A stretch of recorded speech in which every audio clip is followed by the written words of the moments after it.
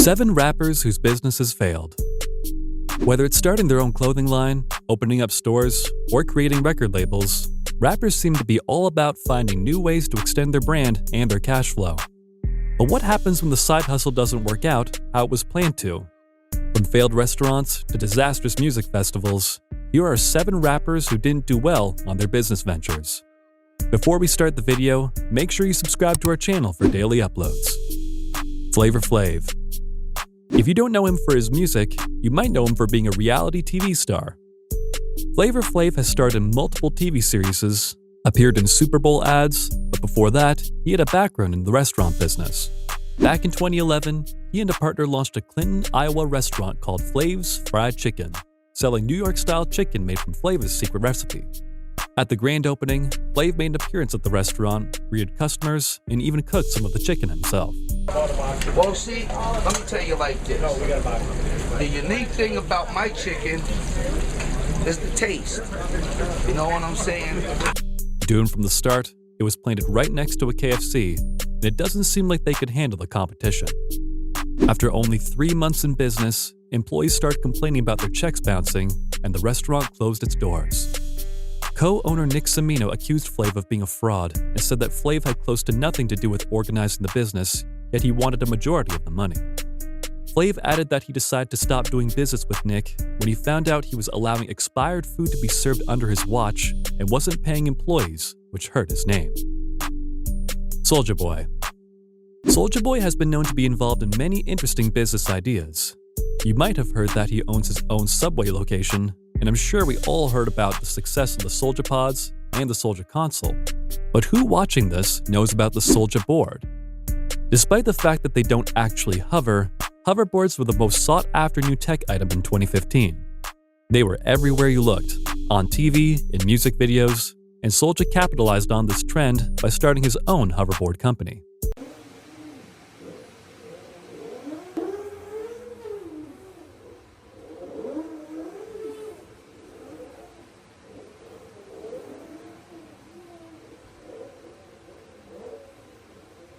The Soulja board retailed for $1,500, and it did pretty well, or so he thought, with over $200,000 in sales in the first 6 months. As it turns out, almost all of those sales were actually fraudulent purchases people made with stolen credit cards. He found this out when he logged into his payment processor surprised by a negative balance of $174,440. Most of these fraudulent purchases weren't caught until it was too late, as Soulja had already shipped out the products, so he was out over $100 grand. Soulja board soon closed its doors, but Draco didn't let this discourage him, as he continues to pursue entrepreneurial endeavors to this day. Ja Rule.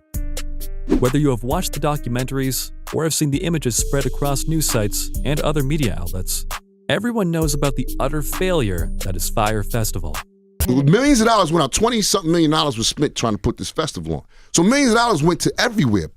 The Bahamas, you know what I'm saying? So now, goes belly up day one. What you think did that was supposed to make payments for weekend 2 festival and day 2 of the festival and so forth and so on? Created by rapper Ja Rule and CEO of Fyre Media, Billy McFarland, Fyre Festival was described as an immersive music experience that was supposed to occur every 2 weekends in 2017. You may have seen it being promoted on your timeline by famous models such as Bella and Gigi Hadid. There were said to be featured performances from renowned bands such as Blink-182, Gourmet Food, and a ride on a private jet to the island where the festival was being held. Instead of all these outstanding amenities and VIP treatment for their $75,000 ticket, partygoers were left to sleep in run-down tents, eating food that was far from gourmet, and, all in all, being scammed.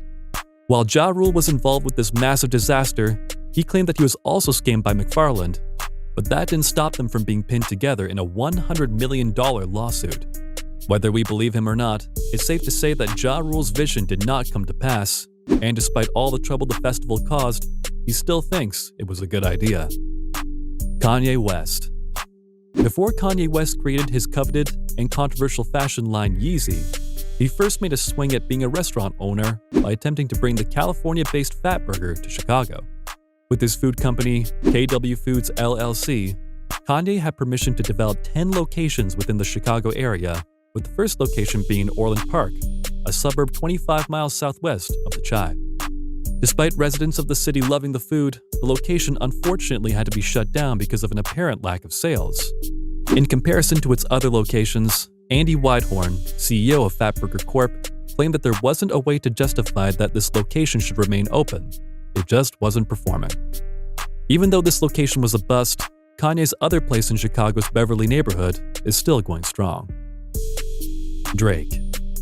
The famous rapper from the Six makes no secret about his deep love for his hometown of Toronto, so it was no surprise when he chose to open his first restaurant, Pring's, in 2015. Unfortunately, after 3 years, the restaurant had to close its doors permanently. There were multiple reasons for this closing, such as employees not receiving their tips, mistaken orders, walkouts, and the fact that the restaurant's liquor license was suspended due to several violations. The withheld tips from employees was a part of an IOU policy instated by the restaurant's co-owner, celebrity chef Susur Lee, to pay for mistakes in the kitchen, spilled drinks, and dine-and-dash customers. The suspension of the liquor license was due to exceeding capacity and promoting immoderate consumption among its customers. It's safe to say that a mix of bad management, intimidating company culture, and reckless restaurant practices led to the downfall of this particular business venture for Drake. T.I. The Atlanta-born rapper T.I. also made his way into the restaurant industry like others, and while this was a short-lived project, it ended with drama and consequences that T.I. still faces today. How you doing, Tiff? What's going on? I heard about your new restaurant in Atlanta, right? That is funny. I heard about your new restaurant in Atlanta. What's it called? Scales 925. 925. T.I. decided to partner with Charles Hughes for this restaurant opening, and as later on took to social media to say that partnering with Hughes was a huge mistake in hindsight.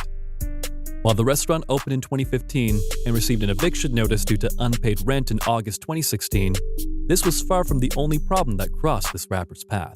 Cedric Wallace told Channel 2 Action News as the landlord he was filing paperwork to evict the restaurant Scales 925 from its Ivan Allen Boulevard location. We were there when Fulton County deputies showed up on the property.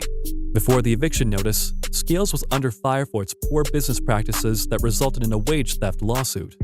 The suit resulted in T.I. having to pay over $75,000 as a settlement to his former employees, only to be hit with another lawsuit for fraud.